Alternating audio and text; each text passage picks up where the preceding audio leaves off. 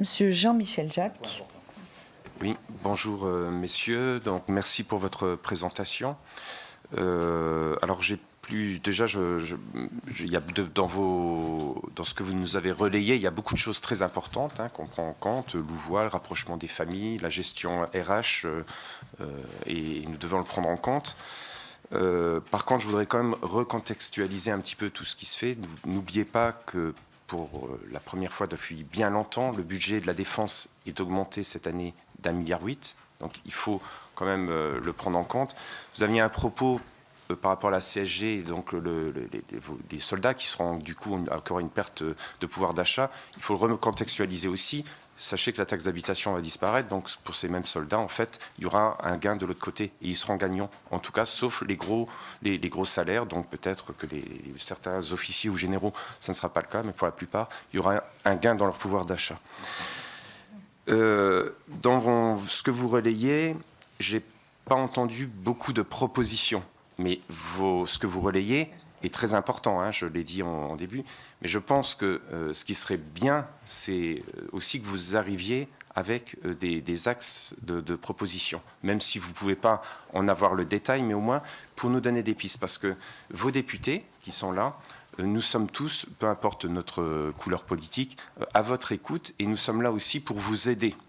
Mais faut-il aussi nous donner de la matière pour pouvoir le faire.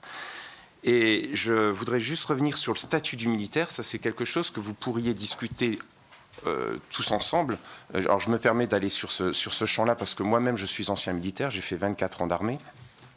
Et est-ce qu'on a les mêmes droits ou pas? Est-ce qu'on a le statut d'un militaire ou de monsieur tout le monde? Il faut faire attention parce que si on change le statut du militaire, ça peut remettre en cause aussi la pension que l'on a droit, vous le savez bien. Et donc, à un moment, on voit bien la différence, par exemple, en sécurité, il y a la police, la gendarmerie. On voit bien que la gendarmerie amène quelque chose de vraiment différent et d'utile pour notre pays que la police n'apporte pas forcément. Elle apporte d'autres qualités, mais cette différence fait aussi la spécificité du militaire.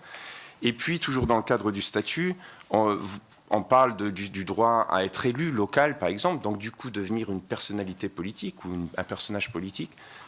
Moi qui a été sur des théâtres d'opération et même au combat, je peux vous dire que ça peut poser des problèmes quand on se retrouve avec quelqu'un qui serait à la fois son chef et à la fois quelqu'un qui serait très politisé. Alors si ça reste dans le centre, dans quelque chose qui est assez, ça va, mais si vous avez quelqu'un qui est représentatif d'un parti extrême et qui est à la fois